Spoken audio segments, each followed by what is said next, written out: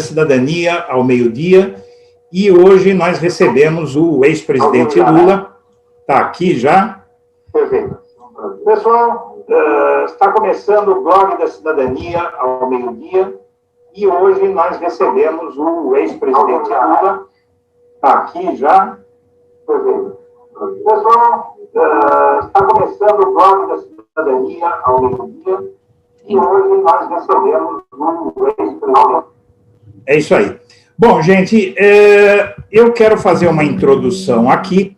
Após ser alvo da maior campanha persecutória a um político da qual se tem notícia no país, de encarceramento por 580 dias em razão de fraude processual na justiça conduzida pelo juiz Sérgio Moro, e de estar censurado há cerca de 2 anos e meio na televisão aberta, principal meio de comunicação no país, porque a gente sabe que internet, mais da metade, pelo menos metade da população do Brasil não tem acesso à internet, então o grande meio de comunicação nesse país é a televisão aberta, que, por fatores imagináveis, mantém o presidente Lula fora desse meio de comunicação há 2 anos e meio, enquanto o Bolsonaro ele está todo dia fazendo campanha na televisão, com forte cobertura na sua estratégia. O Lula, apesar de tudo isso, ele é o político que tem nas mãos a possibilidade de alterar o quadro em 2022, o quadro político no país, de várias formas. Se ele disputar a eleição, se ele não disputar a eleição, se ele apoiar alguém, tudo passa, a sucessão presidencial, o futuro desse país continua na mão de Luiz Inácio Lula da Silva, e é a ele, então, que eu gostaria de passar a palavra para as considerações dele, só lembrando, antes disso, que nós temos hoje aqui a minha colega, Meire Cavalcante, co-editora do Blog da Cidadania, que vai participar da entrevista. Boa tarde, presidente Lula. Boa tarde, Eduardo. Boa tarde, Meire. Eduardo, primeiro é um prazer imenso poder estar conversando contigo nessa tarde dessa quarta-feira, quando nós vamos ter 1h30 de debate entre nós dois e mais a Meire, e mais as pessoas que estão acompanhando o Bloco Cidadania. Eu, Eduardo, você sabe que eu tenho um profundo respeito pela tua trajetória política, pela tua trajetória na internet, te acompanhei bem, e sei da perseguição que você foi vítima, sei do prejuízo que você sofreu, sabe, no serviço que você fazia antes de se tornar personalidade, sabe, perseguida pela polícia ou pelo pessoal da Lava Jato, e estou à inteira disposição. Veja, eu ando muito preocupado, Eduardo, porque o povo brasileiro está passando por uma situação indesejável, né? Eu, sinceramente, Eduardo, te confesso que depois que eu deixei a presidência da República, eu nunca imaginei que o povo brasileiro fosse passar pelo que está passando. Ou seja, nós tínhamos conseguido fazer com que o Brasil fosse um país muito respeitado no mundo. O Brasil tinha virado protagonista internacional. As pessoas do Brasil que viajavam para o exterior sentiam-se orgulhosas quando mostravam o passaporte em qualquer aduana, em qualquer país do mundo, porque o Brasil tinha virado uma pátria amada de verdade por todo mundo que conhecia o Brasil. E o Brasil tinha criado muita coisa na América do Sul, muita coisa na África, tinha feito uma parceria forte com a China, com a Rússia, com os Estados Unidos, com a Europa, ou seja, nós conversávamos com todo mundo porque esse é o papel de um Estado democrático. O povo estava vivendo melhor, a inflação estava bem, a economia estava crescendo, o povo estava ganhando mais, ou seja, o povo tinha achado que tinha, sabe, construído o país, sabe, da esperança, o país do sonho, aquele famoso sonho do país grande e potente. Lamentavelmente, eu estou conversando com você hoje quando o Brasil regressa ao mapa da fome, segundo a ONU. Nós tínhamos tirado o Brasil do mapa da fome, a ONU nos comunicou em 2014, e agora o Brasil volta ao mapa da fome, sabe, porque tem muita gente desempregada, porque tem menos política social do que deveria ter, porque tem muita gente passando privações. É só andar em São Paulo que a gente vê como é que está a rua de São Paulo. E eu não vejo o governo com nenhuma preocupação com o povo pobre, eu não vejo o governo preocupado em resolver o problema do emprego, em resolver o problema do salário, em resolver o problema do salário mínimo, ou seja, é um governo que praticamente, sabe, não pensa no povo, ele pensa na turma dele, ele pensa no fake news dele, e o Brasil está à deriva. Sabe? Um país do tamanho do Brasil precisa ter alguém que pense no Brasil, alguém que cuide do Brasil. O povo não tem que ser governado, o povo tem que ser cuidado. Afinal de contas, esse povo mais humilde, esse povo mais simples, ele precisa de governos que tenham preocupações com ele. Preocupação social, se está chegando comida na casa dele, se está chegando o salário no bolso dele por conta do emprego dele. Isso desapareceu no Brasil. Então, eu estou conversando com você no momento em que eu tenho muita preocupação e sinceramente, sabe, quando eu vejo que nem preço dos alimentos essenciais são controlados e que está faltando alimentos essenciais na prateleira do supermercado, e se falta na prateleira, falta na mesa do trabalhador, eu fico me perguntando o que fizeram com o nosso país.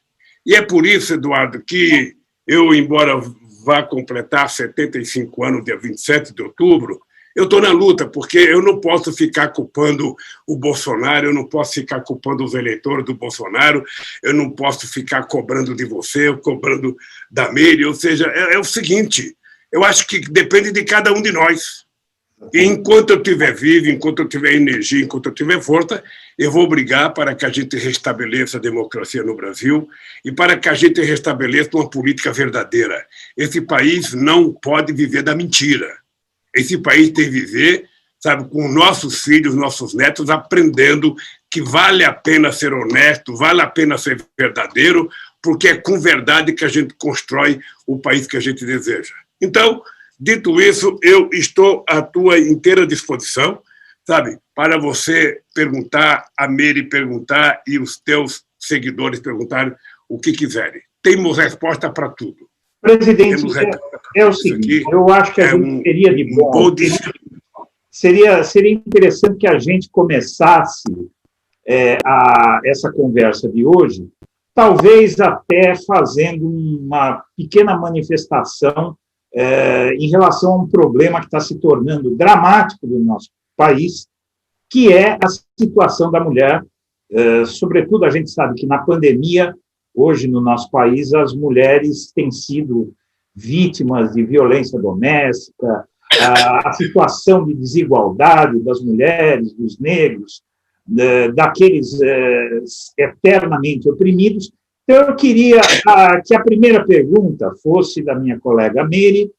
Em seguida, eu vou passar a pergunta de uma espectadora, de uma pessoa que é membro do canal, uma jornalista que está expatriada, sediada lá em Montevidéu, e que faz uma pergunta muito interessante para o senhor, e depois aí eu vou fazer a minha primeira pergunta. Então, a bola está com você, Meire.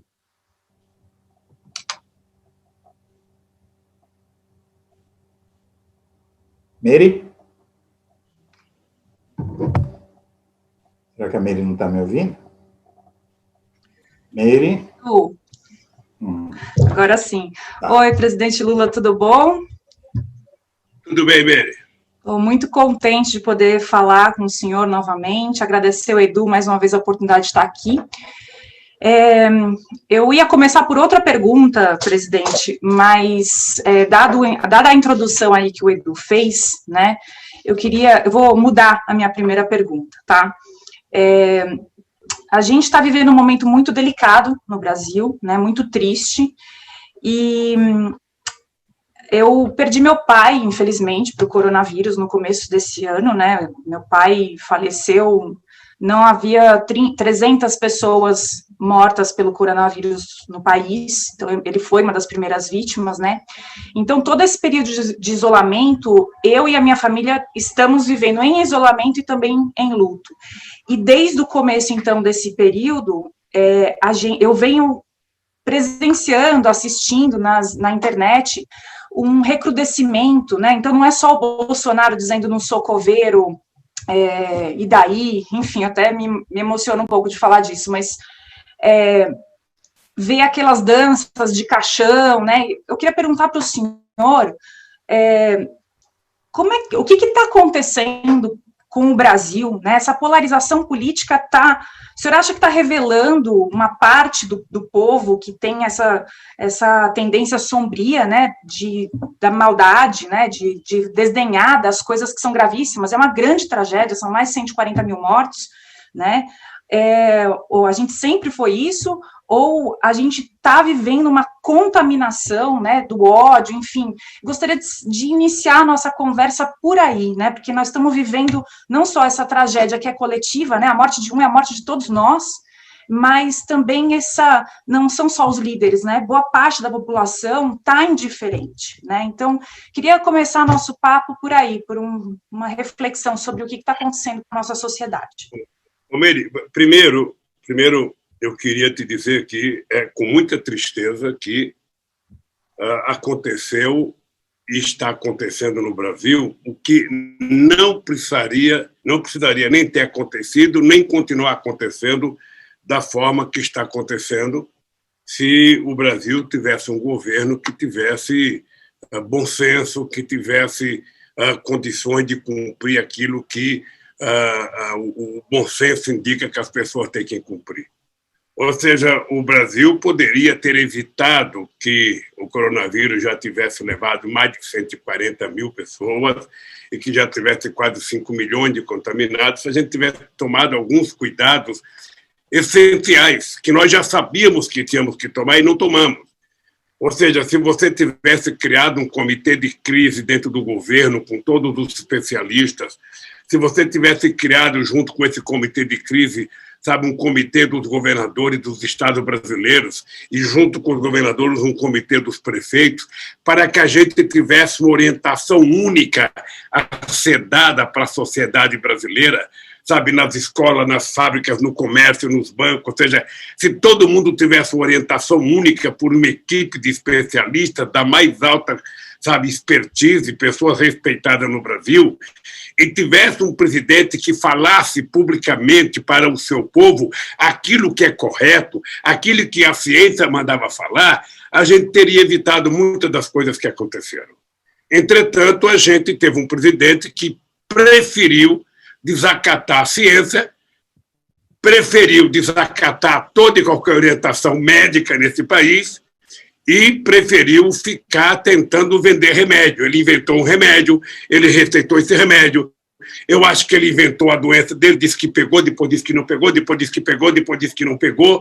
Ou seja, ele passou a ser um farmacêutico tentando distribuir remédio, ele não usava máscara, ele ia para a rua para provocar as pessoas, e sempre que ele podia, ele falava uma besteira, falava uma cretinice qualquer, atacando as pessoas que pensavam razoavelmente bem. Ele teve a pachorra de tirar o seu primeiro-ministro da Saúde, que era médico e que estava comprometido em ter uma política saudável nesse Brasil, colocou um oncologista que não conhecia nada de medicina. Ele tinha se formado em oncologia, mas ele tinha vivido a vida dele criando fundo de investimento na área da oncologia e não no hospital. Sabe que não entendia nada, depois de um mês ficou provado que ele não entendia nada, e depois colocou um general que está aí até hoje que não entende nada de saúde, não entende nada de ciência, ou seja, colocou um general. Ou seja, então é um presidente que não cuidou, não cuida e não vai cuidar, porque para eles vida não importa. Para eles, as pessoas morrerem, seja 140 mil, 180 mil, não tem problema. Quem está morrendo são pessoas mais idosas e ele que é atleta não vai morrer, ele vai sobreviver.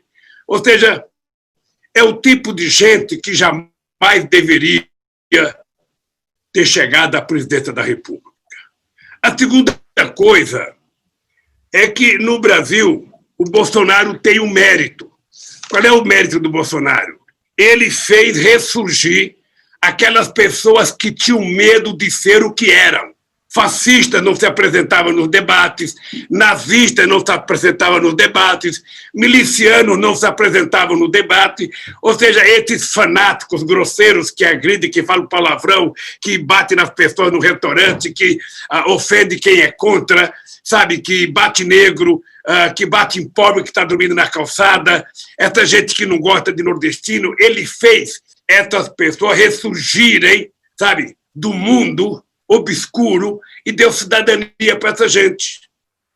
Sabe, essas pessoas que tinham vergonha de dizer que eram malucistas, que tinham vergonha de dizer que eram janistas, que tinham vergonha de dizer, sabe, que defendia a ditadura militar, essa gente que tinha vergonha de defender o Estado, tratar o aborto como uma questão de saúde pública, sabe, e não como crime, essas pessoas que tinham vergonha de defender a descriminalização da maconha, sabe, achava que todo mundo, sabe, tinha que ser preso, essa gente que dizia que bandido bom é bandido morto, ou seja, essa gente criou cidadania com Bolsonaro. Essa gente criou cidadania. Então, ele tirou essa gente do ralo da política e colocou essa gente nas páginas, sabe, da notícia política, porque antigamente eles apareciam nas notícias policiais. Eu acho que esse é o novo que está acontecendo no Brasil. É o novo. O Bolsonaro trouxe para a política as pessoas que antes apareciam nas páginas policiais, sobretudo os milicianos espalhados por esse país afora. É um presidente que nunca aparece fazendo propaganda de um livro, sempre aparece fazendo propaganda de um revólver, de um rifle, de uma carabina, de uma metralhadora. Se ele pudesse, o carro que ele transitava em Brasília era um canhão, era um tanque. Sabe? Não era um carro comum como todo mundo usa. Sabe? É um presidente que não fala em educação, destrói a educação. E tem gente que acha bonito, é um presidente que diz que mulher, sabe, tem que ser maltratada mesmo, é um presidente que diz que negro tem que ser maltratado mesmo, é um presidente que diz que tem que queimar a Amazônia mesmo, que tem que desmatar, sabe? É esse cara que surgiu na política. Isso é resultado, viu, Mery? Isso é resultado do comportamento de uma grande parte dos meios de comunicação desse país, que resolveu estabelecer no Brasil a doutrina da não política. Ou seja, todo mundo era corrupto, todo mundo era ladrão, todo mundo era irresponsável, todo mundo não tinha capacidade, ninguém tinha competência técnica, era só o mercado que ia resolver o problema, o resto era tudo bandido. Deu nisso. Deu nisso que deu no Bolsonaro, como a Alemanha deu no Hitler, como a Itália deu no Mussolini. Então, ao invés da gente ficar reclamando, a gente agora vai ter que brigar para voltar à normalidade democrática, voltar num país em que as pessoas se respeitem, em que as pessoas se cumprimentem, em que as pessoas consigam conviver com as diferenças, porque a democracia nada mais é do que a convivência democrática na diversidade. Ninguém tem que ser corintiano para eu poder discutir futebol. Ninguém tem que ser flamenguista para que eu possa discutir futebol. Cada um torce para o que quer, cada um faz a opção que quiser, cada um vive como quer, desde que respeite o direito dos outros, ou seja, é isso que é a democracia. E ele jogou isso no lixo. Jogou, ele tem uma família muito complicada, um filho muito complicado, tem um tal de Queiroz na vida dele que ele não sabe como explicar e o Queiroz está aí. Sabe? Então, Mery, essa é a novidade da política. O Bolsonaro deu cidadania a quem tinha vergonha de ser fascista e nazista nesse país. Então, nós temos agora que, cada vez mais, não sei se você viu o debate do Trump ontem à noite, você veja as bobagens que o Trump fala, é a mesma que ele fala aqui. Igualzinho. É a mesma que ele fala. Parece uma reprodução. Eu não sei como é que pode ter um ser humano que acredita nas asneiras que eles falam, mas eles acreditam. O fanatismo é isso. O fanatismo político, o fanatismo religioso é a mesma coisa. Então, Mery, é isso que tem de novo no Brasil, e o que precisa voltar a ter de novo é a gente acreditar que cabe a cada um de nós, a Mery, a Eduardo, ao Lula, a milhões de pessoas que estão nos vendo, sabe? Que nós temos que sair à rua para brigar, para reconquistar o nosso país democrático e fazer, Mery, com que as pessoas voltem a acreditar. Eu tenho certeza que no Brasil tem muitos seres humanos que sonhavam ter um mundo melhor do que os pais deles tiveram. E sonhavam dar para os filhos um mundo muito melhor. Hoje essa gente está com dúvida. Ele não sabe qual será o futuro deles, nem qual é o futuro do filho. Ele não sabe se ele vai perder o emprego, se ele vai encontrar outro emprego. Ele não sabe, quando terminar a pandemia, como é que ele vai viver, como é que vai ser a qualidade da escola do filho dele.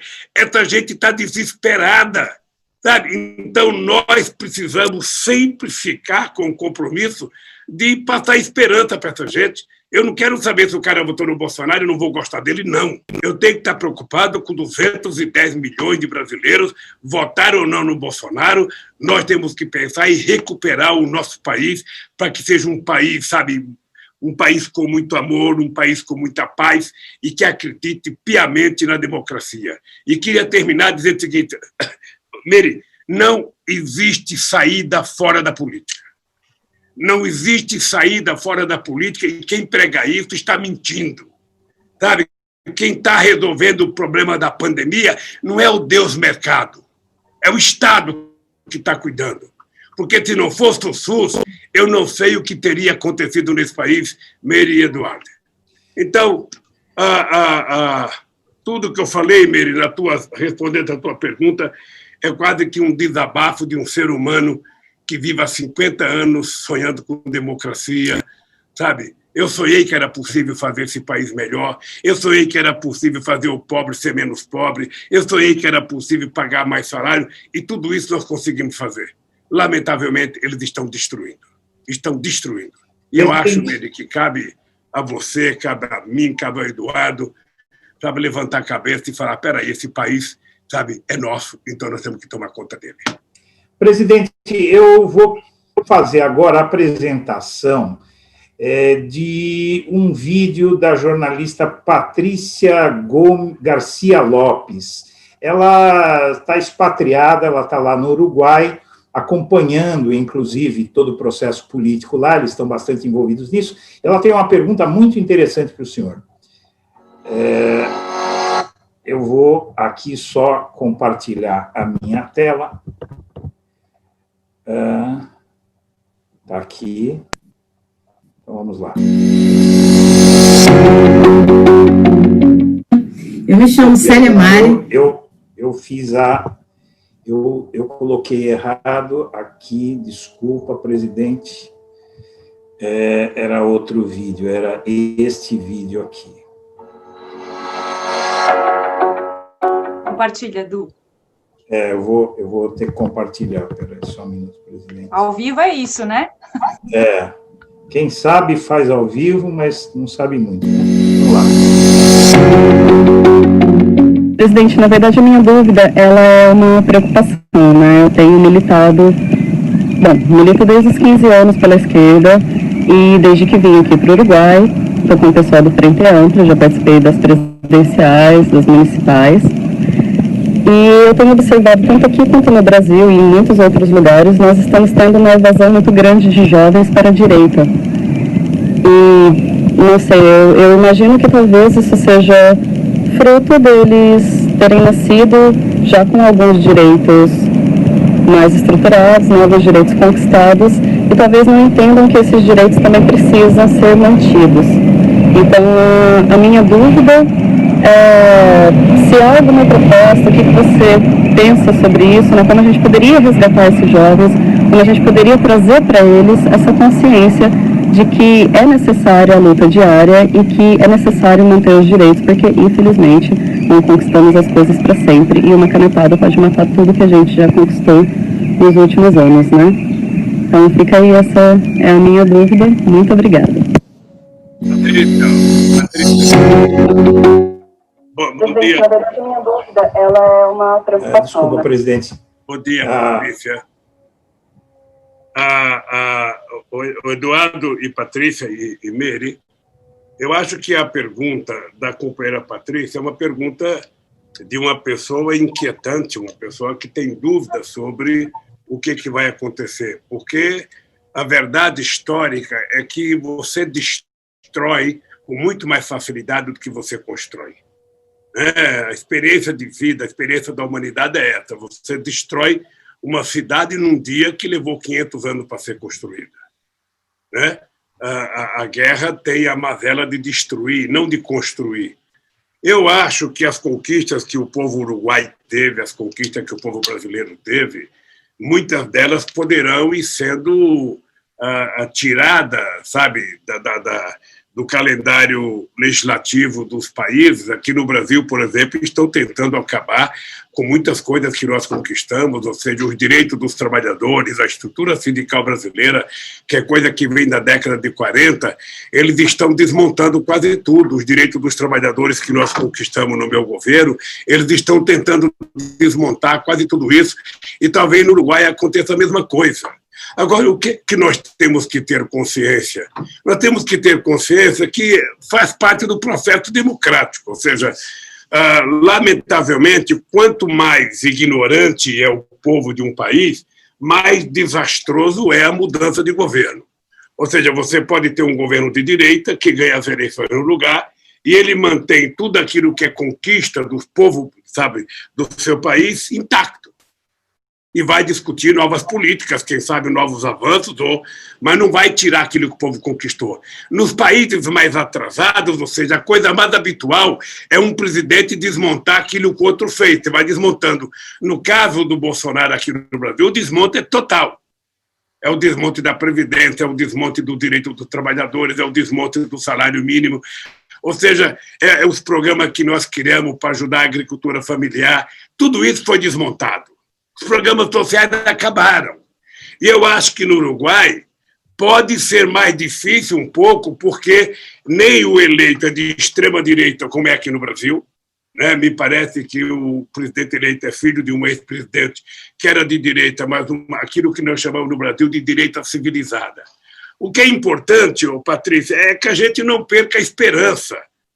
Sabe, que a gente esteja sempre disposto a estar organizado, a mobilizar a sociedade, a discutir com a juventude, discutir com os aposentados, discutir com as mulheres, com os negros, discutir com o mundo, para que a gente não perca a noção de que as conquistas sociais, elas são conquistas, sabe, que deveriam ser irrevogáveis, porque se o povo não atingir conquistas sociais, a gente não constrói a paz. Então, eu acompanho muito a política do Uruguai, eu tenho uma imensa relação com a Frente Ampla Uruguai, então uma imensa relação tanto com o companheiro Tabarés, com o companheiro Mujica. Eu torço muito por eles e participei ativamente do governo dos dois. E eu posso te dizer, Patrícia, que aqui no Brasil nós vamos aprendendo as nossas lições. Sabe, o Bolsonaro é uma coisa que não estava no calendário eleitoral de nenhum cientista político brasileiro. Eu não conheço um cientista político brasileiro que, em setembro de 2018, imaginasse que o Bolsonaro fosse presidente da República.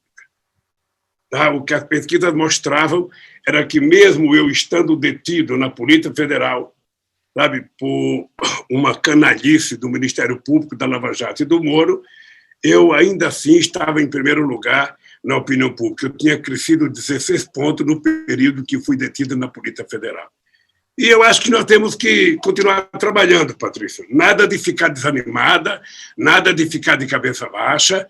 Sabe? Eu espero que tudo isso que está acontecendo vá servindo de lição para nós. Sabe? As pessoas, muitas vezes, elas voltam pela quantidade e a qualidade das informações que elas recebem. Nós passamos aqui no Brasil 10 anos de massacre aos setores progressistas, aos democratas. Sabe? O fascismo foi crescendo aqui no Brasil, o anticomunismo foi crescendo. Eu não sei se você viu ontem na televisão, ou seja, o Trump chamando o Biden de comunista. Sabe? O Obama virou comunista, o Clinton virou comunista, ou seja, é alucinação de nem saber o que significa comunismo. Ou seja, é um processo totalmente despolitizante. Eu acho que sabe, o Marcos deve estar se remoendo no caixão de ver, sabe, a bobagem que eles falam, tanto o Bolsonaro aqui, o ministro das Relações Exteriores, como o Trump sobre o comunismo. Ou seja, a visão que eles têm de comunismo é uma coisa tão primária, uma coisa de tamanha ignorância, que eu, sinceramente, acho que o povo vai acordar. Eu digo sempre que, no meu tempo que eu fui eleito presidente, o povo, a esperança tinha vencido o medo. E agora, na eleição do Bolsonaro, a ignorância venceu a inteligência. Sabe? Nós temos que ter consciência disso. A ignorância venceu a inteligência. Um homem como o Fernando Henrique Cardoso dizer, sabe, que não sabia em quem votar, tendo o Haddad e o Bolsonaro para escolher, realmente é pobre, é triste e, às vezes, ensina que, por mais que a universidade ensine, ela não melhora a cabeça das pessoas quando as pessoas não querem ser melhoradas. Então, é isso, Patrícia, é isso. Nada de desanimar. Tem momentos que a direita cresce, tem momentos que a esquerda cresce. O que é importante é que, seja qualquer momento, é que os direitos do povo trabalhador, o direito das mulheres, o direito dos indígenas, o direito da questão ambiental cresça e não diminua, como está acontecendo no Brasil. Presidente, antes da minha primeira pergunta, eu só quero mandar alguns recados, que é homenagens que estão fazendo para o senhor. O Kleber Brasil diz: estamos todos com o presidente Lula na luta pelo Brasil de verdade e não por este Brasil apequenado da mentira da destruição. Força, Lula. A Marlene Costa diz: Lula, para o Brasil ser feliz de novo, help Lula. E aqui nós temos mais uma manifestação do Sebastião Guimarães. Um abraço apenas, meu querido presidente Lula. Bom, presidente, eu vou formular uma questão que tem mobilizado o público do Blog da Cidadania, até porque mobiliza as minhas preocupações. Eu me refiro, presidente, a uma questão que é hoje a grande questão política que eu acho que norteia o que vai ocorrer no nosso país em 2022. Vamos começar pelo começo. A questão que mais vem interessando ao público do Blog da Cidadania é a saída do pesadelo, presidente. Como é que nós vamos sair desse pesadelo? Ou seja, como um governo popular pode começar a recuperar tudo que foi destruído, porque algo que me martiriza, sabe, que me faz, assim, me deixa bastante preocupado, é a quantidade de tempo que a gente vai demorar para recuperar tudo que está sendo destruído culturalmente e, acima de tudo, a imagem do Brasil. Que eu acho que esse talvez seja o maior problema. É um fator que está inibindo o investimento. Isso tem sido objeto de todas as análises. Os principais analistas políticos do Brasil fazem essa consideração. O presidente Jair Bolsonaro, infelizmente, não tem como falar de outra forma. Ele mentiu na ONU, mentiu descaradamente, me desculpe, mas eu tenho que falar o que é verdade. Ele mentiu descaradamente, dizendo que o Brasil estava recebendo muitos investimentos. A última vez que o Brasil recebeu muito investimento, e que era o país que mais atraía investimento no mundo, pessoal, eu estou aqui com o pai da matéria, foi durante o governo Lula, até antes de 2013, quando a coisa começou a desmoronar. O Brasil era o país que mais atraía investimento estrangeiro no mundo.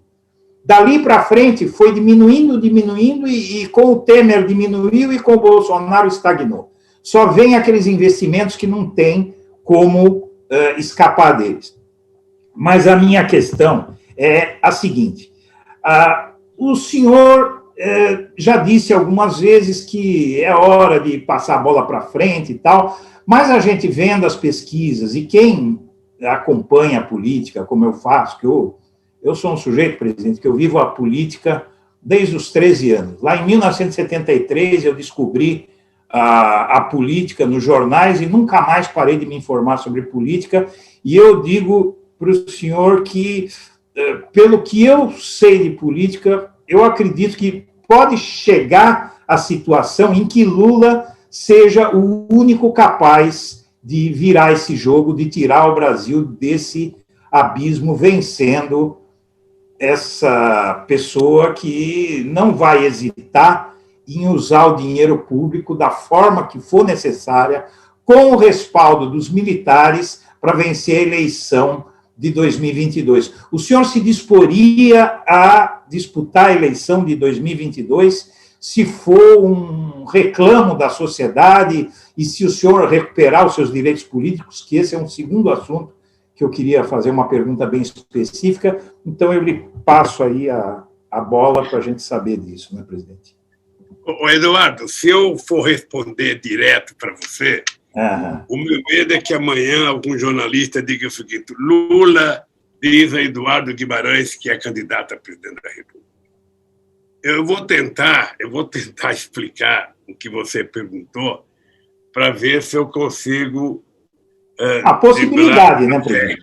Possibilidade. Primeiro, como sair do pesadelo? Eduardo, a minha vida inteira, eu consegui vencer todos os pesadelos que pareciam pesadelos na minha vida. Você veja, um cidadão que nasce na terra em que eu nasci e não morre até completar 5 anos de idade, na época em que eu nasci, em 1945, já é um milagre da natureza. Porque eu fui comer pão pela primeira vez com 7 anos de idade. Eu não esqueço nunca, Eduardo, que eu tomava café de manhã, era uma cuia de farinha com café preto, que era a comida que a gente tomava de manhã.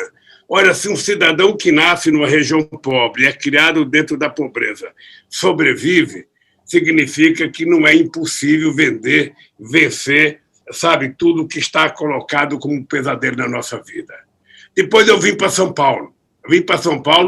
Uma mãe com 8 filhos. 8 filhos, ou seja, todo mundo grudado no rabo da saia da minha mãe, e ela conseguiu criar os 8 filhos, sabe?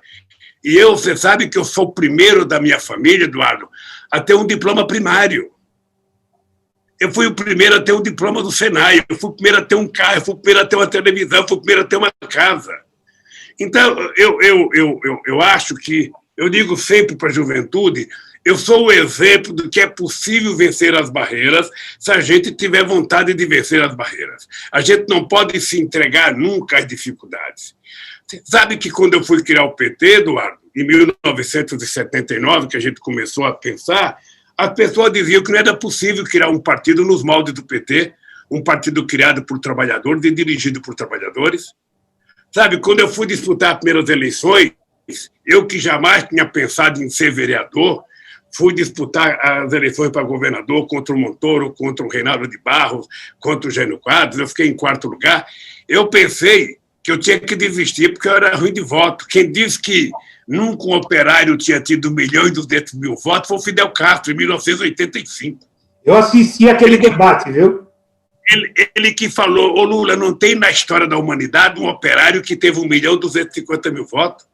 Então, para de achar que você foi derrotado. Você está começando uma vida política. E, a partir daí, tudo que parecia impossível foi acontecendo na minha vida. O PT se transformou no mais importante partido político da América Latina. Nós fizemos do Sindicato de São Bernardo o sindicato mais importante do Brasil. Criamos a central sindical mais importante da América Latina. Fizemos as greves mais importantes nesse país. Ou seja, depois... Eu fui candidato em 89, imagina, Eduardo, eu fui candidato contra Ulisses Guimarães, contra Aureliano Chaves, que tinha sido vice-presidente do Figueiredo, contra o doutor Leonel de Moura Brizola, contra o doutor Paulo Maluf, contra o doutor Mário Cova, contra o doutor Afif Domingos, ou seja, e contra o Collor. Você imagina, sabe, um operário torneiro mecânico ser candidato contra essa tringa de rei da selva. E eu fui para o segundo turno e quase ganhando o Collor, sabe, no segundo turno, em 89. Era impossível pensar isso, era inimaginável, não tinha um cientista político que achava que a gente poderia fazer. Aí eu fui o segundo colocado em 89, eu fui o segundo colocado em 94, o segundo colocado em 98, o primeiro em 2002, o primeiro em 2006, o primeiro em 2010, o primeiro em 2014 com a Dilma. E agora... não ganhamos as eleições porque fomos vítimas do fake news. Eu estou te dizendo tudo isso, Eduardo, para dizer o seguinte: não existe pesadelo que não possa ser superado por 2 minutos de sonhos bons. O pesadelo não pode predominar a nossa história quando a gente levanta para contar o que a gente sonhou. E eu, sinceramente, acho que nós precisamos ter paciência. Sabe, a esquerda e a sociedade democrática perdeu para um fascista. A direita, que tem Deus, que tem no mercado um Deus, ganhou as eleições. Eles querem vender Petrobras, Banco do Brasil, BNDES, BASA, BNB, Caixa Econômica Federal, querem vender tudo, Eletrobras, sabe? Eles querem vender porque eles não sabem administrar, eles não sabem cuidar do bem público. Por isso que eles querem destruir. Como eles não utilizam a palavra crescimento, desenvolvimento, geração de emprego, distribuição de renda, eles nunca usam essas palavras, nunca usam investimento na educação, não usam investimento em tecnologia. Ou seja, como eles não pensam no futuro, eles querem vender o que tem para comerem. Sabe? Não, um cara que pensa no Brasil, ele quer construir o Brasil. Então, ele não quer vender o patrimônio que já foi construído, ele quer construir novos patrimônios, patrimônio que sejam transformados em infraestrutura, em universidade, em laboratórios, para que a gente possa se transformar num país competitivo internacionalmente. Então, eu, sinceramente, aquilo que você acha que é pesadelo, eu não acho que é pesadelo, não. É o momento da história, sabe, que o mundo inteiro já passou e que nós estamos passando. Depois de tantos anos, porque o primeiro momento democrático nosso, efetivamente, foi quando houve alternância de poder, que foi a minha chegada ao governo. Né? Porque foi a primeira vez em 500 anos que um operário podia chegar ao governo. Se você lembrar da primeira eleição que houve depois da proclamação da República, você vai perceber que só podia votar quem tinha dinheiro, quem tinha propriedade de terra, negro não votava, mulher não votava. Então, eu chegar presidente da República foi a grande mudança que chegou no Brasil. E fazer política de inclusão social, então, nem pensar. Esse negócio do Brasil ter um presidente que fica provando que a filha de uma empregada doméstica pode ser universitária, que o filho de um pedreiro pode ser engenheiro, que um filho de um coveiro pode ser diplomata, não é possível. O Brasil não foi criado para isso, o Brasil foi criado para uma casta. Governar. É por isso, Meire, que o Brasil é o último país do planeta Terra, aqui na América do Sul, a acabar com a escravidão. É o último a aprovar o voto da mulher e foi o último a aprovar a independência. Aqui no Brasil, até 1889, era proibido ler um livro vindo de Portugal. A coroa não permitia. Por isso é que a gente é um país mais atrasado que outros países. Eu, de vez em quando, ignorância como projeto de poder, né? O Peru teve a primeira universidade dele em 1550, Meire. A primeira do Brasil foi em 1920, porque aqui era proibido. Quem queria aprender, a elite mandava para Paris, mandava para Lisboa, mandava para Nova York, ou seja, não, mandava para Londres. E o pobre era o seguinte, era trabalhar. Saiu do ventre da mãe, vamos colocar uma corrente e vamos colocar ele para trabalhar. Então, eu acho, Eduardo, nós estamos vivendo um momento, sabe, que é quase que um pesadelo, mas não é um pesadelo, não. Foi uma decisão política que a sociedade tomou, equivocada, na minha opinião, mal informada, na minha opinião, e induzida pelos meios de comunicação, a começar pela Rede Globo de televisão, que é uma das maiores responsáveis pelo genocídio político que nós estamos sendo vítimas nesse instante. Então, eu acho que nós temos que ter em conta isso. E a frase é o seguinte, Eduardo, sabe, desistir jamais. Nunca. Lutar sempre. Então, veja, aí você pergunta da eleição. Olha, eu vou completar 75 anos agora, dia 27 de outubro. Significa que quando chegar 2022, eu vou estar completando, em 27 de outubro, 77 anos.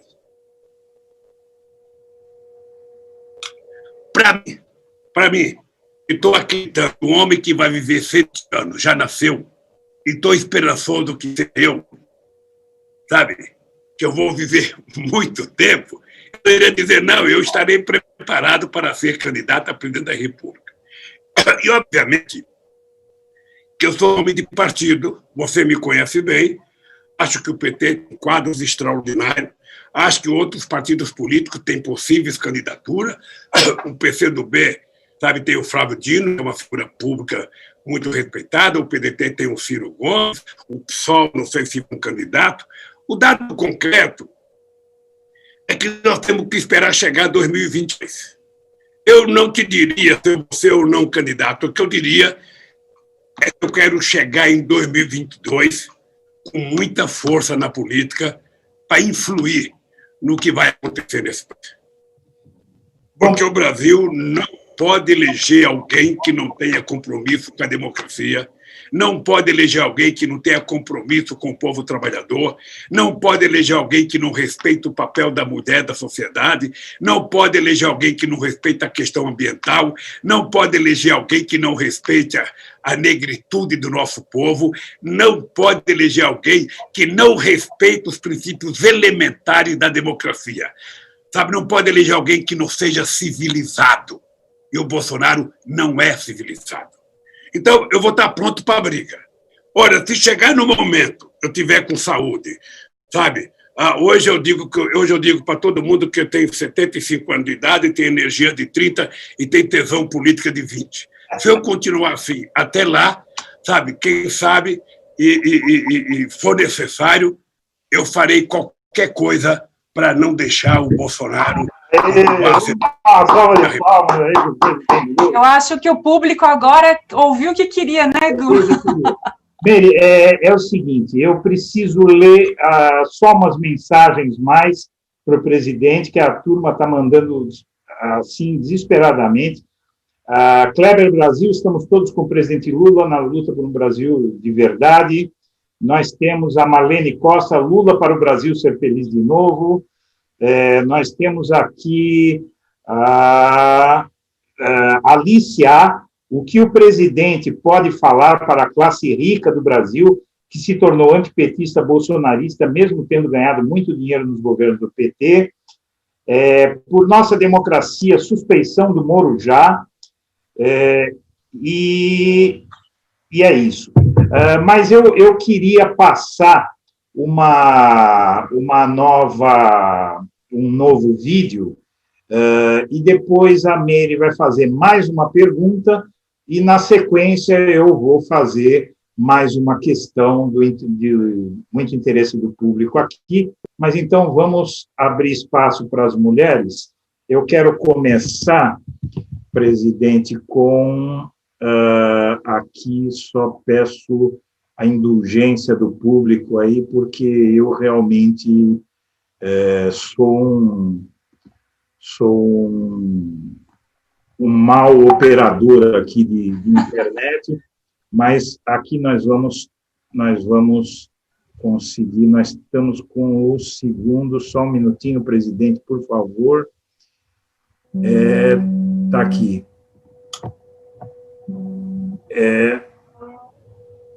Eu vou compartilhar a tela.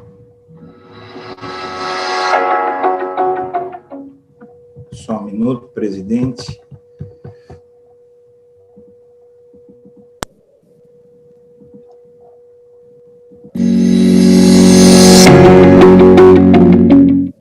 Eu me chamo Célia Mari, sou uma das moderadoras aqui do canal Blog da Cidadania ao Meio-Dia, como um ato de resistência ao fascismo que ora se insinuou em nosso país.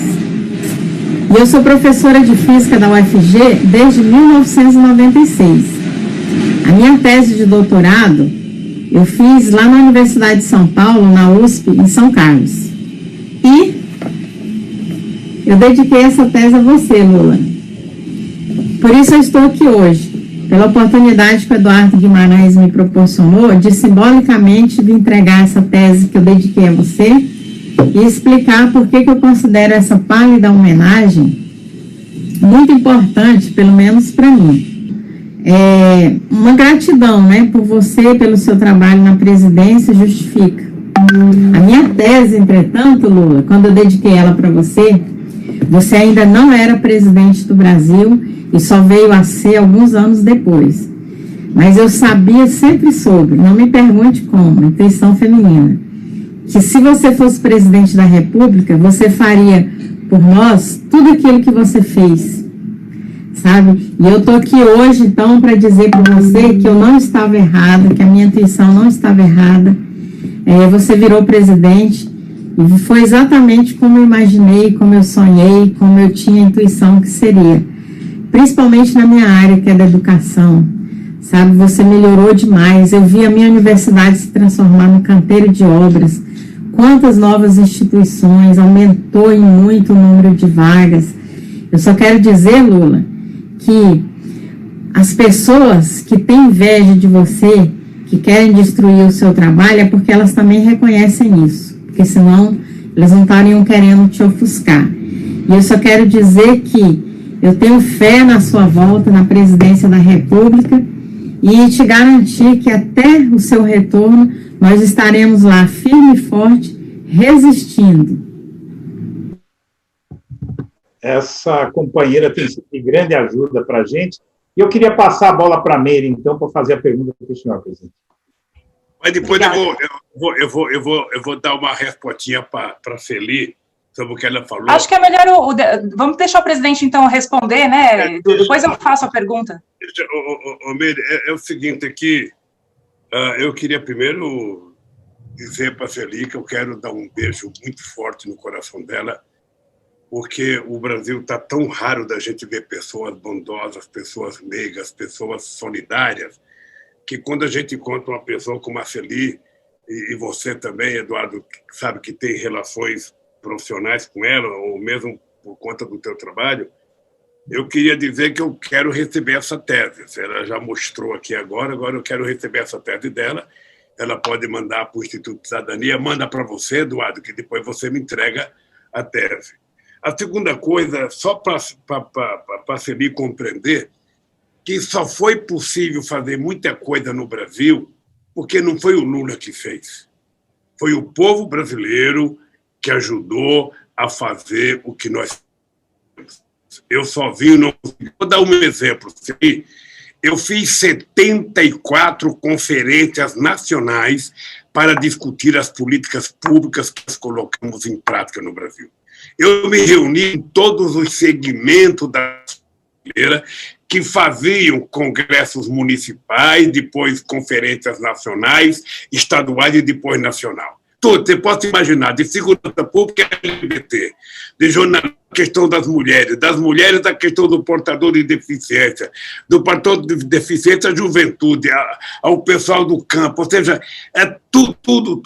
Eu fiz conferências e foi nessas conferências que nós conseguimos extrair da sabedoria popular as políticas públicas que permitem a gente fazer 439 escolas técnicas no Brasil, que permitiu a gente fazer 19 novas universidades e 76 campos avançados, sabe, que permitiu que a gente saísse de 3,5 milhões de alunos nas universidades para 8 milhões de alunos na universidade, que a gente conseguisse sair de uma minoria branca para uma maioria de negros e pardos na universidade brasileira, que a gente conseguiu fazer com que a agricultura familiar se transformasse no maior centro de produção na mesa do trabalhador, alimentos saudáveis, que a gente conseguiu colocar 52 milhões de terras à disposição para fazer assentamento nesse país.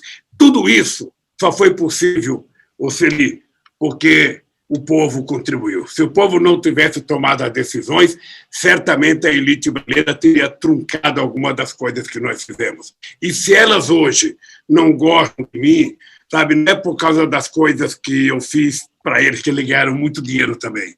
É porque eles querem ganhar e não querem repartir. Sabe? Mesmo que seja pouco, eles não querem repartir. Você veja que no tempo da escravidão, quando se estava discutindo o fim da escravidão, as pessoas que já tinham ganhado dinheiro às custas do escravo, estourando a mão de obra durante 30, 40 anos, queriam que o Estado ainda pagasse para eles por cada escravo. Ou seja, então, esse é o Brasil. Esse é o Brasil que tem uma elite perversa, sabe, e que eu não estou incomodado com ela.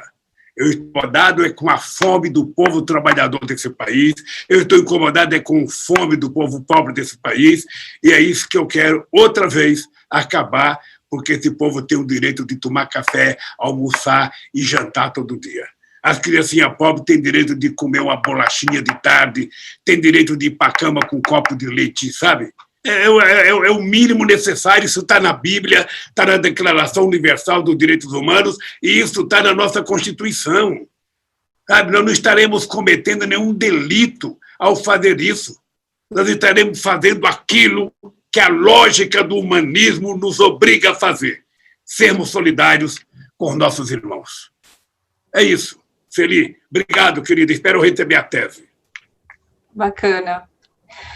Presidente, quando o senhor cita essa série de avanços que a gente teve aqui no país, né, e que impactou a vida de milhões de brasileiros, e a gente vê como está o cenário político, né, e esses anos de massacre que o senhor também mencionou ao longo de 10 anos nas mídias, né, vem à tona uma discussão sobre como criar estratégias para politizar a população. Eu sei que tem uma forte contribuição aí da desinformação, né, ou de uma informação tendenciosa, enfim.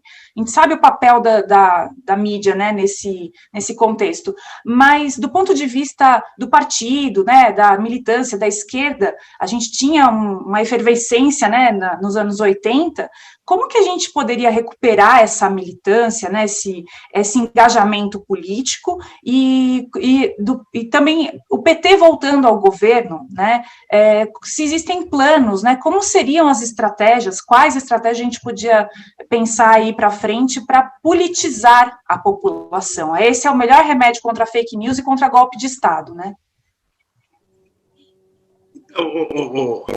Mery, esse é um dos problemas que eu tenho discutido com alguns companheiros do PT, do PCdoB, do PSOL. Ou seja, veja, não é o governo que tem que politizar a sociedade. O governo é eleito para governar. E o governo é eleito para governar para todos, e ele, ideologicamente, ele tem que ter o compromisso com as pessoas que mais precisam do Estado. Eu sempre dou como exemplo uma mãe. Não tem nada mais justo do que uma mãe. Pode ter uma ou outra que fuja do padrão, mas se tem uma coisa justa é coração de mãe. Se uma mãe tiver 10 filhos e ela tiver 10 bifes, vai ter um bife só para cada um, ninguém vai comer 2. E se tiver dentro daquele 10 filhos o mais frágil, o mais fraco, ela vai encontrar um jeito de dar um reforcinho para aquele mais fraco. É assim que deve funcionar o Estado. O Estado, embora ele seja de todos e governa para todos, nós temos que saber quem é que precisa do Estado. Quem precisa do banco público é o povo mais pobre, é o povo trabalhador, é a classe média baixa. O rico pode tomar dinheiro emprestado em dólares em qualquer lugar do mundo. Sabe? Agora, acontece que o Estado está a serviço dos ricos. Né? Você vê a preocupação fiscal, o teto de gasto. Você veja que agora o Bolsonaro está dizendo que ele vai tirar dinheiro do Fundeb para criar o Renda Cidadão. Ou seja, ele vai tentar criar um dinheirinho para ajudar as pessoas a comer, tirando as crianças da escola. Não, isso é errado. Alguém tem que dizer para ele, isso é ignorância, Bolsonaro. É ignorância. Não faça isso, que isso é uma atitude ignorante. É uma atitude de tentar perpetuar o nosso país no atraso. Tem outras formas de fazer com que o povo coma. Tem que ter crescimento da economia. Para ter crescimento da economia, tem que ter investimento. Para ter investimento, tem que ter credibilidade. E o governo tem que ser o indutor da economia. Se o governo acredita na sua política, ele tem que ser o primeiro a fazer os projetos de investimento. O Bolsonaro não tem um projeto, o Bolsonaro está trabalhando hoje nas obras que nós deixamos desse país. Ele está fazendo hoje porque ele não tem projeto. Se você investir em obras que podem ser rentáveis, essas obras não vão aumentar a dívida pública. Ela vai ter depois como ressarcir isso com o recebimento do que, se for uma hidrelétrica, acontece que esse governo não pensa. Esse governo não pensa, e por não pensar, ele vai destruindo esse país da forma que está destruído. Então, eu acho que o governo fazendo essas coisas, a sociedade na universidade, sabe, nos partidos políticos, nos sindicatos, vão se politizando, sabe? Vão aprendendo que é possível governar esse país de um jeito. O que a gente não se deu conta, Homero, nesse período, é o processo destrutivo que teve os meios de comunicação. Os meios de comunicação tratavam os blogueiros do Brasil, há 8 anos atrás, como os blogueiros sujos. Porque limpos era a televisão deles. Era o jornal dele que eram os limpos. O do Eduardo Guimarães era o sujo. E de tantos outros companheiros. Ou seja, então, essa gente prestou um desserviço a democracia brasileira. Sabe? E é isso que eu acho que nós vamos ter que pensar muito quando a gente voltar para o governo, Eduardo, porque a gente tem que fazer uma regulação dos meios de comunicação. Não tem choro nem vela. Tem que ter uma regulação dos meios de comunicação para que um cidadão que tem, sabe, uma televisão não utilize a televisão apenas para o interesse econômico dele, mas tem que ser utilizada de interesse da informação para a sociedade e para a comunidade. Acabar com essa história, sabe, de manipulação que a sociedade brasileira está submetida há tanto tempo. E eu por exemplo, eu vejo, Meire, eu vejo o Guedes falar de economia. Você sabe que eu não sou economista. Eu aprendi um pouco de economia porque eu precisava sobreviver. Eu era dirigente sindical, eu fazia greve e eu tinha que aprender a negociar com os empresários, com a Volkswagen, com a Mercedes, com a Scania, com a Brastemp, sabe? Com muitas empresas grandes eu tinha que aprender a negociar. Sabe? Então, eu fui tendo que aprender alguma coisa. Tinha o Diese, que ajudava os sindicatos. Agora, o que a gente percebe é que o Guedes não entende nada de economia. Ele é um banqueiro. Ele só entende da questão fiscal. Ele não entende, ele não sabe o que é um pobre. Ele acha que nunca estender a mão para um pobre. Ele nunca pegou na mão de um trabalhador. Esse cara fala de economia em nome de quem? Sabe? Esse cara é um banqueiro que prestou serviço a vida inteira aos banqueiros e que trabalha para tentar fazer com que o Brasil atenda aos interesses dos banqueiros. É isso que as pessoas têm que enxergar. Tem que criar, sabe, uma aposentadoria pública. Ou seja, nós temos que colocar no mercado as aposentadorias dos trabalhadores, nós temos que acabar com o trabalho de carteira assinada, porque nós temos que criar uma sociedade de microempreendedores. Aí passaram na cabeça que o motorista de Uber é microempreendedor, que um cara que trabalha com a moto entregando pizza é microempreendedor. Nada, são deserdados, que só vão descobrir isso quando quebrar o carro, ou quando, sabe, roubarem a motocicleta, que ele vai perceber que ele não tem nenhum amparo, nenhuma segurança, ou quando ele se machucar, ou quando a mulher tiver um filho. Ou seja, essa gente está apta para mentir o tempo inteiro para o povo. E quando a gente se revolta, aí dizem que a gente é comunista. Sabe? Dizem que a gente é contra o Brasil. Então, tudo isso, Meire, a sociedade... Eu, de vez em quando, fico triste, porque, às vezes, a gente está conversando com um jovem e você sabe que a política, historicamente, ela é muito desacreditada, né? E eu tenho dito para a juventude o seguinte, olha, ao invés de você desacreditar na política, quando você não acreditar mais em ninguém, não tem nenhum político que você acredite, entre você na política. Porque o político bom que você quer pode estar dentro de você, não dentro de mim. Então, ao invés de ficar fora cobrando, xingando, no bar tomando cerveja, tomando uísque, tomando vodka, tomando não sei o quê, falando mal dos políticos, entre na política, seja candidato. Aí, quem sabe, você vai ser um governador que nem o do Rio de Janeiro. Era tão bom há um ano atrás, era tão honesto há um ano atrás, você viu o que deu. Então, é o seguinte, não tem como consertar a política se as pessoas que se acham honestas, as pessoas que se acham acima do bem e do mal, não entrar na política. Então, é isso que os nossos partidos, que os nossos sindicatos, que a nossa sociedade, que os nossos estudantes têm que falar. Para todo dia. Você não pode ficar só criticando, entre na política. Entre na política, vá ser deputado, vá ser vereador, vá ser prefeito. Sabe, se você for melhor do que os outros, ótimo, que Deus abençoe.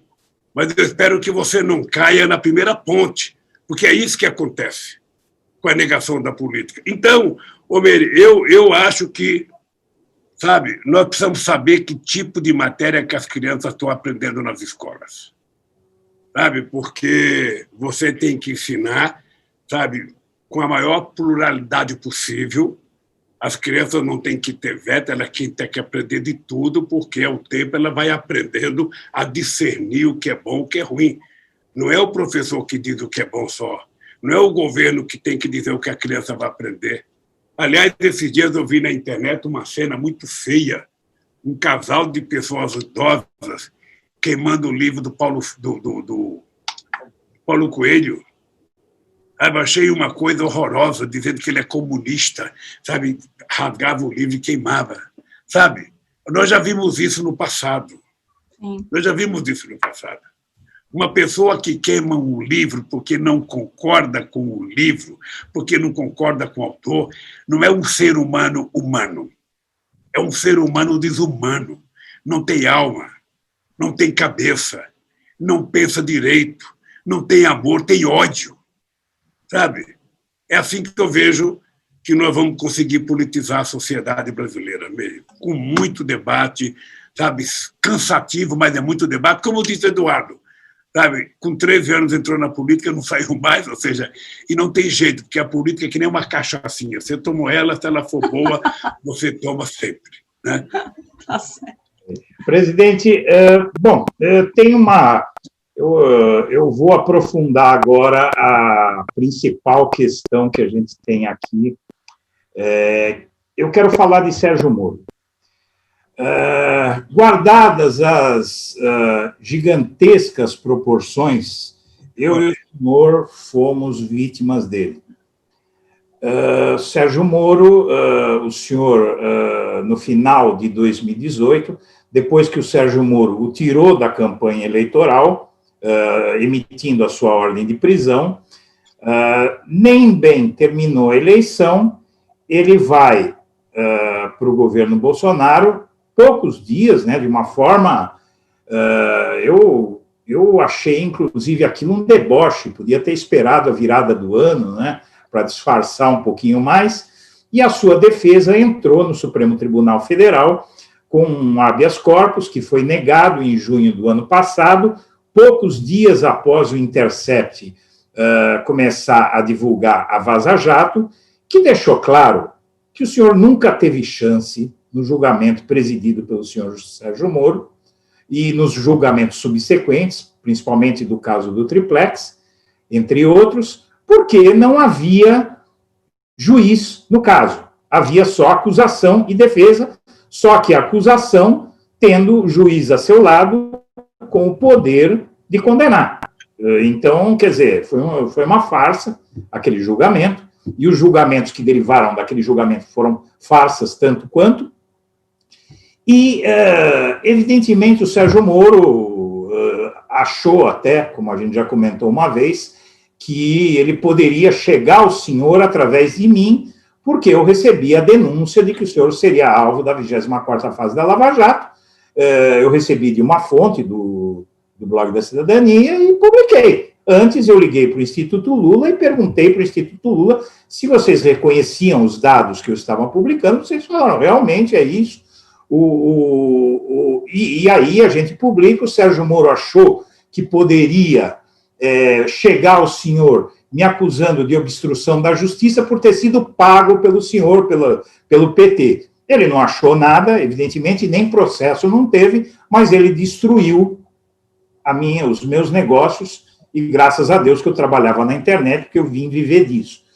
Porém, agora está no Supremo Tribunal Federal, o ministro Gilmar Mendes, ele, em julho, ele disse que assim que retomasse o STF as sessões presenciais,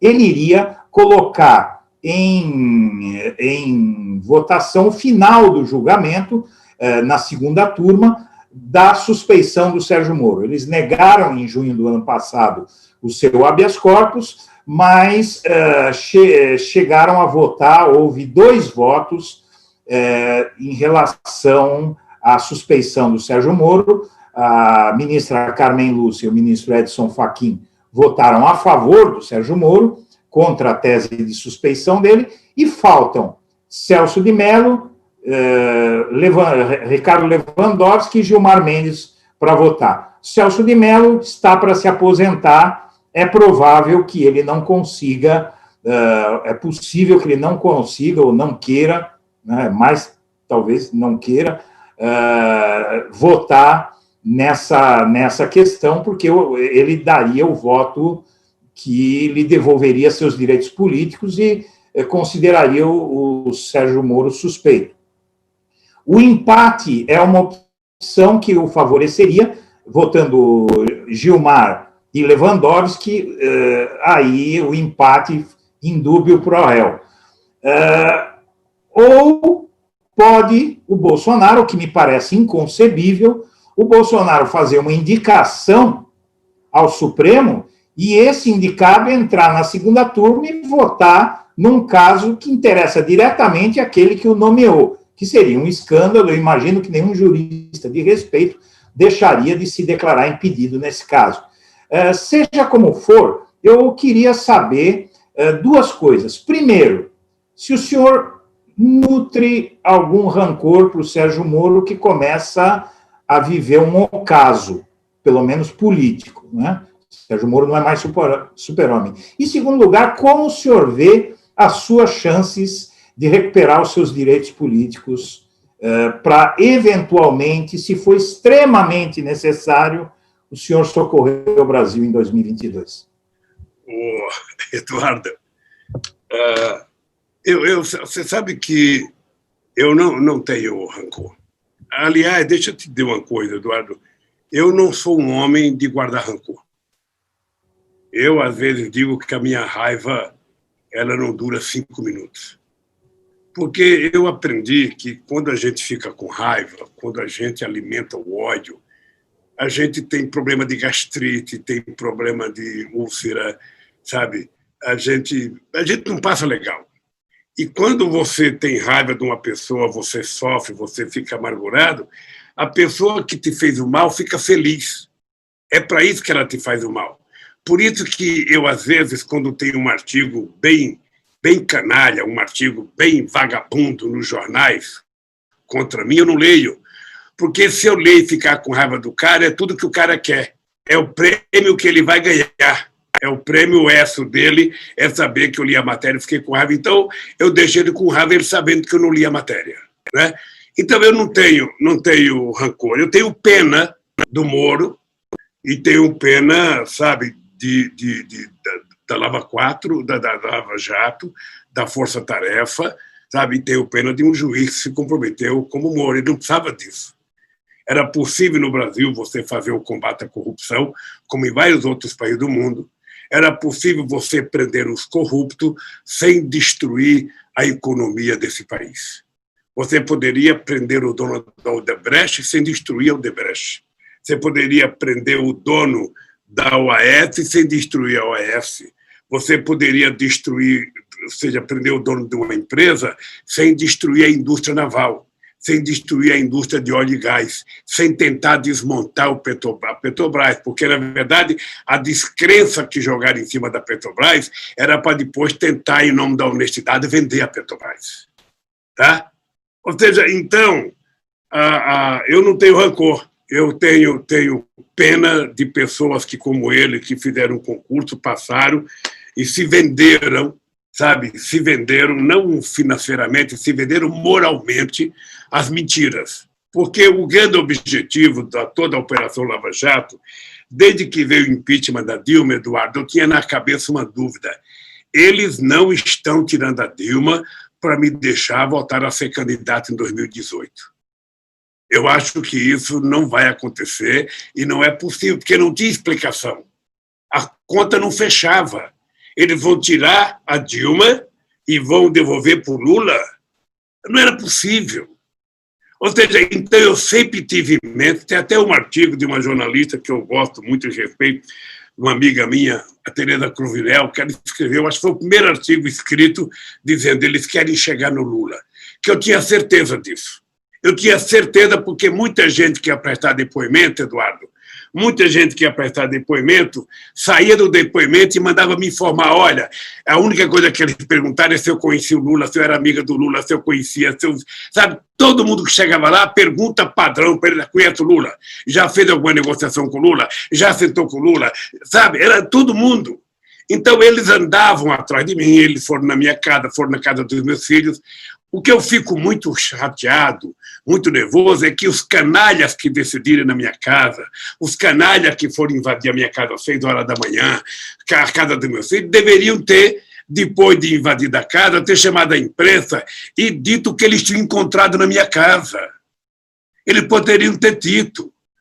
Acontece que eles não encontraram nada e não tiveram coragem de falar nada.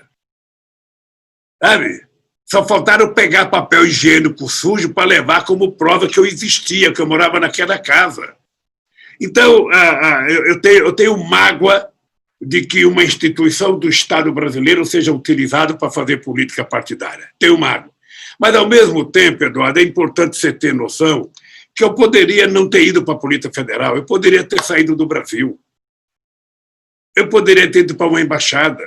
Eu não quis ir porque eu queria provar que tipo de juiz era o Moro. Eu queria provar que tipo de lacaio que ele era, porque ele não se comportou como juiz. Ele poderia ter se comportado como juiz, ter feito a apuração correta, ter votado em função do mérito. Ele inventou toda uma mentira. E a minha defesa dizia tudo isso cada vez que apresentava um documento, mostrava para ele o que o Intercept falou, Eduardo, o que o Intercept denunciou, está tudo na minha defesa. E eu continuo desafiando o Moro, o TRF4, eu continuo desafiando o empresário. Alguém, pelo amor de Deus, se me deu R$10, prove. Prove. E aí eu ficarei desmoralizado, não serei candidato a nada, porque quem é que vai votar no ladrão? Acontece que a única coisa que eu peço é prova. A única coisa que eu quero é que se faça justiça. Nada mais do que isso. Agora, o Moro, na verdade, ele entrou na promiscuidade política, se prostituiu, sabe, na política, e eu lamento. Espero que não tenha outros juízes que tenham o comportamento dele, sabe? E o Ministério Público, aquela parte do Ministério Público, aquilo era quase que uma quadrilha. A força-tarefa era quase que uma quadrilha. Eu conheço a história por dentro porque sei de muita gente que foi prestar depoimento. Bem, o que vai acontecer agora?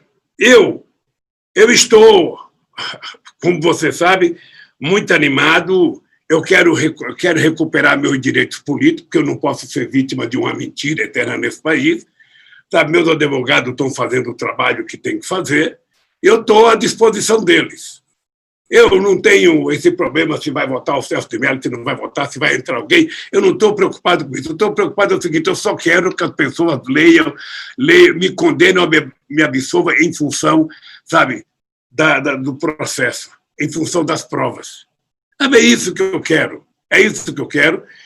E por isso que eu estou tranquilo. Eu tenho certeza que eles não estão tranquilos como eu, sabe, porque um já tirou, sabe, o dele da reta, já saiu do governo, o outro já tirou o dele do Ministério Público, já se afastou, ou seja, eu estou aqui. Ou seja, eu estou aqui. Inclusive, tudo que eu adoraria era ter um debate. Eu, Moro e Dallagnol. Sabe? Poderia ser na universidade, qualquer que eles escolham, no público que eles quiserem. Seria bom se fosse no Jornal Nacional.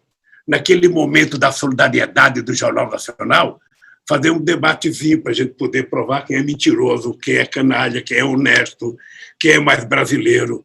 É só isso. No mais, meu querido, no mais é o seguinte, olha, vamos viver a vida, que a vida é boa, sabe? E vale a pena ser vivida. 1 minuto para o ódio e 365 minutos para o amor, para a paz, sabe? Para a bondade. Eu acho que a coisa mais extraordinária é você ser bom. Ser bom custa barato, ser bom é saudável e ser solidário, além de ser saudável, é estimulante. É isso que eu penso, querido. É isso, eu não estou com a minha cabeça nervosa por conta disso, não. Eu acho que eles estão mais nervosos do que eu. Eles criaram a situação, eles resolvem a situação.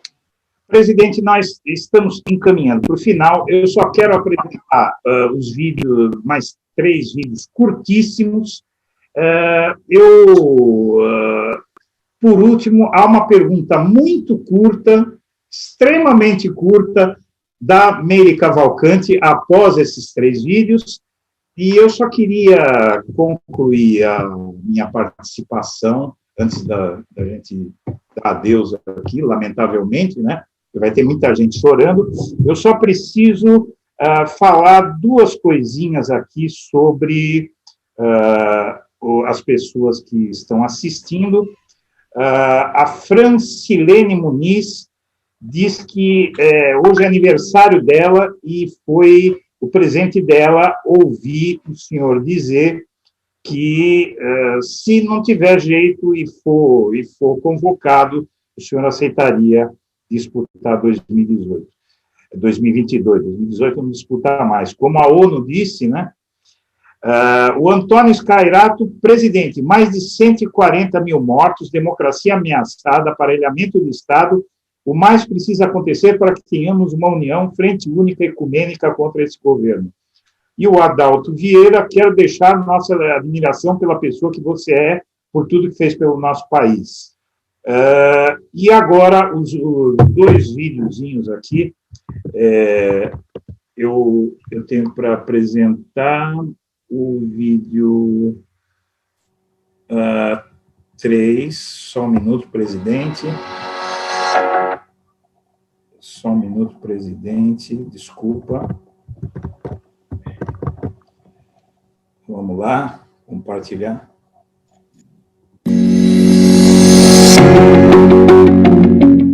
Presidente Lula, respeito e admiro muito tudo que fez pelo povo brasileiro, sobretudo pelos menos favorecidos.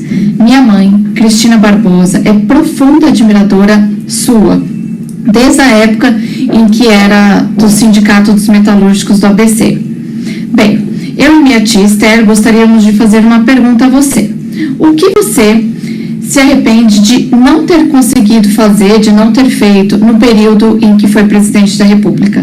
Muito obrigada.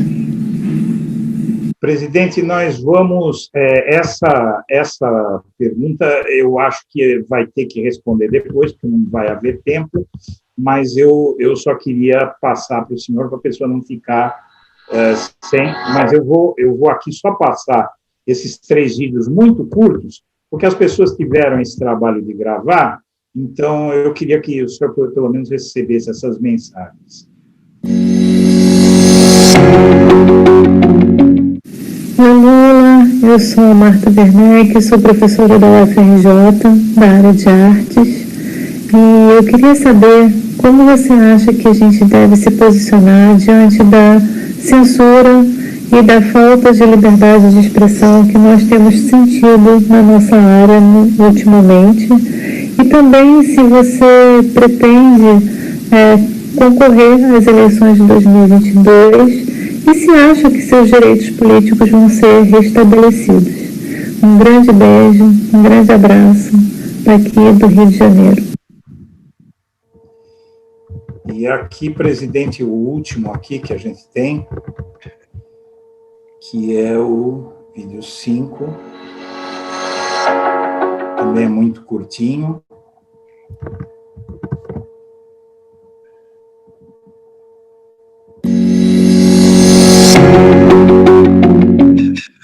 Boa noite, querido presidente Lula. Eu estou nesse vídeo para agradecer o que você, o seu coração bondoso e o seu governo fez na minha vida. Antes do seu governo, eu era empregada doméstica. Morava numa casa que chovia mais dentro do que fora. Era uma situação muito difícil. Eu trabalhava só para pagar água, luz e assim mal dava para comprar comida, ou um pacote de bolacha, um danone que meu filho pedia. Teve uma certa vez que eu cheguei a desmaiar de fome dentro de casa, porque realmente a minha vida era muito difícil.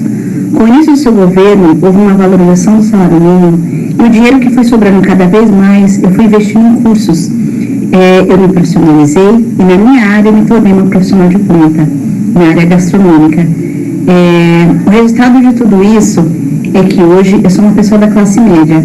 Eu tenho o carro dos meus sonhos, eu tenho tudo que eu sonhei ter, como os melhores restaurantes, e estou a um passo de comprar uma casa num condomínio fechado, que seria a casa, assim, dos sonhos mesmo. Então, eu não tenho palavras para te agradecer, por eu nunca mais saber o que é passar fome ou passar vontade. Lula, obrigada por você ter me dado dignidade nessa vida. Obrigada por você ter colocado o pobre no orçamento e ter feito que a classe mais humilde pudesse ascender. nesse país que já era tão sofrido. Obrigada por tudo que você fez. Que Deus te abençoe sempre. E eu te amo muito. Obrigada. Pois é, presidente. Eu acho que nós vamos ouvi-lo. Depois a Miri tem só uma pergunta de 5 segundos, que vai ser a pergunta do dia. A grande pergunta, né, da entrevista, né, Edu? A grande pergunta da entrevista. Então, deixa eu ver uma coisa aqui, querido. Olha, primeiro eu vou começar pela última companheira que fez a pergunta, a companheira Malu. Malu, primeiro eu fico emocionado de perceber que é possível vencer na vida, e você venceu como eu venci na vida. Então, eu desejo a você que você tenha muita sorte, que você tenha muita dedicação, e que você sabe que essas conquistas tuas dependeu muito das oportunidades do governo, mas muito mais dependeu do teu esforço, da tua crença em você mesmo. Que Deus te abençoe, querida, que um beijo no coração, que continue crescendo, porque pessoas como você precisam evoluir sempre. Danúbia, eu queria que você desse um beijo na sua mãe. Desse um beijo na sua mãe, porque essas pessoas que acompanham a gente na política há muito tempo, e você disse que elas me acompanham desde o tempo do sindicato, são as pessoas que merecem um carinho especial, são aquelas pessoas, sabe, que não desistem nunca, sabe?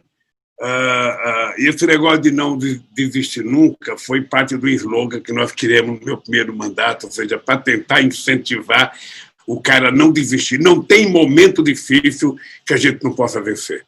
Então, um beijo na tua mãe, Danúbia, e em você também. E a Marta Werneck. Ô, Marta, não tem nada mais odiento do que você fazer censura.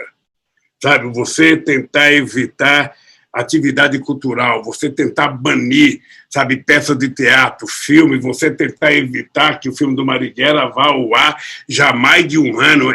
É uma excrescência à democracia. Sabe, é uma excrescência à democracia. Então, eu acho que todos os governantes que são de direita, eles têm muito medo da questão cultural, por isso que eles ficam muito tentando cercear a liberdade de comunicação, a liberdade de expressão. Agora mesmo nós temos uma jogadora de vôlei que gritou fora Bolsonaro, ela está sendo perseguida. Olha, meu Deus, e as pessoas que fizeram fazendo o gesto de tiro do Bolsonaro, as pessoas que gritaram Bolsonaro, essas pessoas não cometeram crime, só quem gritou fora Bolsonaro cometeu crime.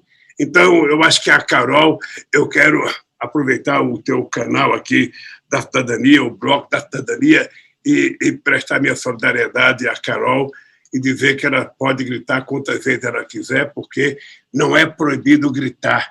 Proibido nesse país é proibir. Sabe? Proibido é proibir. Gritar, sabe, é um direito de todo mundo. Dito isso, eu quero dar um abraço na Marta. Obrigado, Marta. Obrigado pelo carinho. E me colocar à disposição da Mary para fazer a pergunta que ela acha que é a pergunta do programa. Só um minuto, Mary.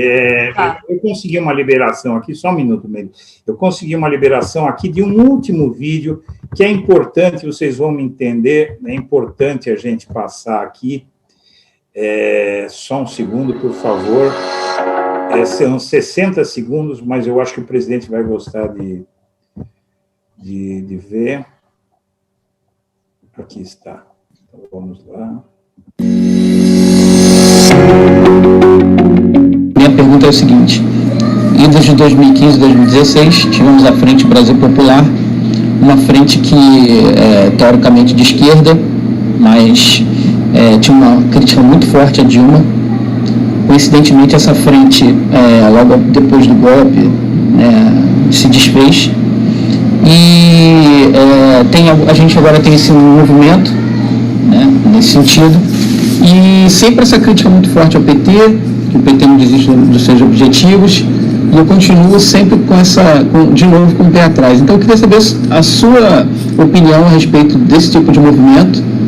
Né, se você é contra ou a favor, se você tem algum tipo de ressalva a respeito, se é válido ou não. Obrigado. Fernando, nós começamos o programa aqui eu comecei dizendo, e disse agora no final, que a única coisa que é proibida é proibir. Ou seja, é importante que a gente tenha ouvidos e tenha olhos para enxergar aquilo que a sociedade quer fazer sem o olhar punitivo, sem o ouvido punitivo. Ou seja, você pode não gostar, sabe, mas você tem que admitir que as pessoas podem fazer coisa que você não goste. Mas dentro do processo civilizatório, dentro do processo democrático, você tem que gostar. Eu nunca me importei que as pessoas fizessem críticas ao meu governo, porque, veja, o mesmo cara que corria num carro atrás de mim, sabe, dizendo que me amava, o mesmo cara que era num palanque que tomava chuva, sabe, para me apoiar, esse cara pode, em algum momento, ter sentido bronca de mim, ter ficado com raiva de mim e estar me xingando. Então, ao invés de eu achar que ele é meu inimigo, eu tenho que parar e conversar com ele. Eu preciso tentar convencer as pessoas não têm a obrigação antecipada de gostar de mim. As pessoas não têm a obrigação antecipada de concordar comigo, não. Eu preciso convencer as pessoas. Quando eu digo, Fernando, tem uma coisa que eu utilizo muito, que é uma comparação da democracia com o casamento. Tá? O casamento, ou seja, é a coisa que, na minha opinião, simboliza mais a democracia, porque se o cara casar e ele quiser viver bem, ou a companheira casar e quiser viver bem, os dois têm que aprender a fazer concessões. Sabe? Todo mundo tem que ceder um pouquinho ali, um pouquinho acolá.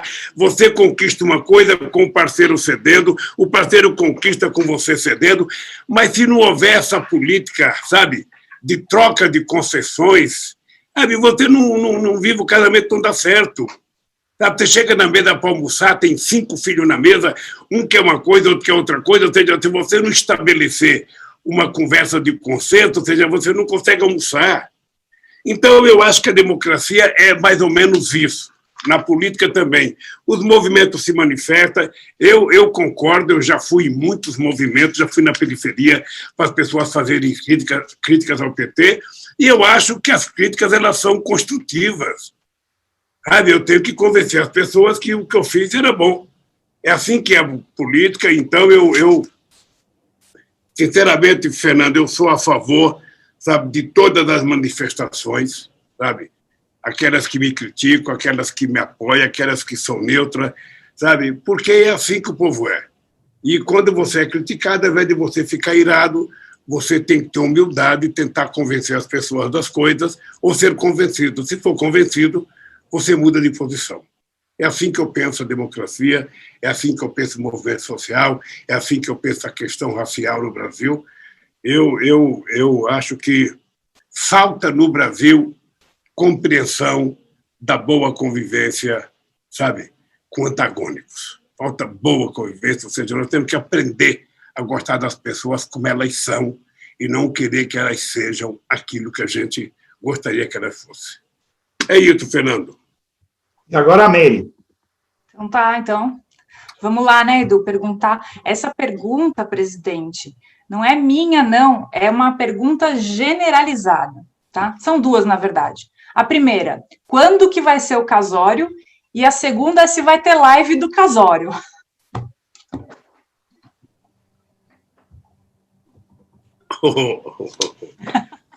Querida Meire e querido Eduardo, veja, eu quero casar com a Janja. Sabe, eu quero casar. Acho que, sabe, se puder casar, ela ainda de véu e grinalda, sabe?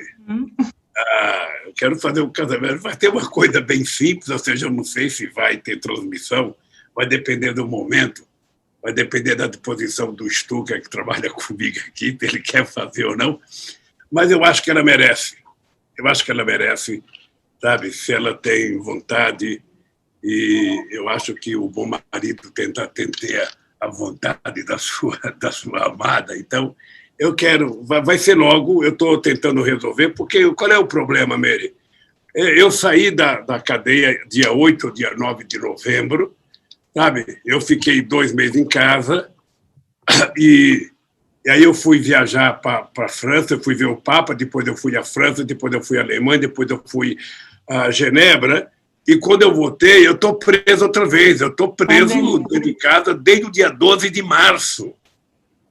Sabe? Então, eu preciso de um pouco de liberdade para casar e dançar valsa. Sabe? Eu não vou dançar valsa de máscara, então... Não dá, não tem graça, né, presidente? Eu tenho. A gente já pode esperar que nós vamos casar. Sabe? Eu tenho fé em Deus que nós vamos casar e vai ser um casamento bonito de duas pessoas que se amam, sabe? Eu fico muito feliz, sabe, de estar vivendo esse momento, muito feliz. Para mim é demais, por isso que eu digo sempre que Deus é muito generoso, sabe? Eu perdi duas esposas, uma morreu no parto, a primeira, e a Marisa morreu na situação que morreu, que eu acho que uma parte do Moro e da Leal tem responsabilidade com a morte dela, sabe? E como eu sou um homem crente e creio em Deus, eu acho que Deus colocou a Janja, sabe, no meu caminho e me devolveu o direito de ser feliz. Então, estou feliz, agradecido muito a Deus, sabe? Dizer que pagarei com trabalho essa felicidade que eu estou sentindo agora. Eu me sinto menino. Pode acreditar, Eduardo, eu estou menino. É um menino mesmo. Muito motivado para tudo. É um menino mesmo. Presidente Lula, em nome do público do Blog da Cidadania, eu quero agradecer efusivamente a sua disposição, a sua simplicidade e todo esse carisma aqui só para nós do Blog da Cidadania, e nós esperamos, sinceramente, que se faça justiça nesse país e que se reverta o crime de lesa pátria que foi o golpe contra a presidente Dilma Rousseff e contra o senhor 2 anos depois. O Edu, pessoal, eu quero agradecer muito. Deixa eu só falar uma coisinha rapidinho para me despedir do presidente. Presidente, a última vez que nós nos encontramos felizmente foi a última semana do senhor, né, no cárcere. A gente entrevistou o senhor na quarta-feira e na sexta-feira eu e o Edu, a gente tinha certeza de que o senhor sairia de lá, então foi uma semana muito emocionante para mim, para o Edu, e eu falei naquela oportunidade, próxima vez que a gente se encontrar, vai ser em liberdade, né, vai ser em outras circunstâncias, e apesar de tudo nós estamos vivendo do isolamento, é muito gratificante ver o senhor aqui com a gente, podendo falar, podendo fazer o que o senhor gosta, que é discutir a política, discutir o futuro do Brasil. Então, eu agradeço profundamente mais essa oportunidade de a gente ter podido conversar aqui e trazer as perguntas do público também. Obrigado, Meiro, obrigado. Eduardo, eu queria dizer para você o seguinte, olha, que a minha relação de amizade com você extrapola a sua relação de entrevistador. Você sabe que amigo a gente escolhe. E pessoa de caráter como você, ao longo desse tempo que nós nos conhecemos, você sabe que qualquer coisa que você precisar, você pode contar comigo, que eu serei parceiro nessa luta também. Quero que você dê um grande beijo na sua filha, querido, sabe? Muito obrigado. Dê um grande beijo. Eu lembro do dia que você me deu um calendário, sabe, dela lá no Instituto de Cidadania, e consegui ver as ofensas que as pessoas faziam para ela, para você, quando ligavam, sabe? E isso me faz ter nojo desses fascistas que estão hoje pensando que governam o Brasil. Um abraço para você, abraço na família, e estou sempre à disposição, Eduardo. Meio, um grande abraço, querida, e até a próxima entrevista, se Deus quiser. Pessoal, nós só podemos agradecer a audiência de todo mundo. Presidente Lula, eu só quero dizer para o senhor que eu assisti aquele debate em 1982 com o saudoso Franco Montoro, com o Reinaldo de Barros, candidato do Maluf, quando lhe perguntaram se o senhor era marxista, leninista, e o senhor disse, eu sou torneiro mecânico. E ali o senhor ganhou a minha consciência. Parabéns pela sua trajetória, presidente, parabéns pela sua luta, e o que eu quero pedir só é que o senhor ajude o Brasil. Um abraço, pessoal, agradeço a atenção. Mais alguma coisa, presidente? Um abraço que você possa continuar tendo sucesso cada vez maior, querido. Muito obrigado. Tchau, pessoal. Tchau, pessoal. Obrigada.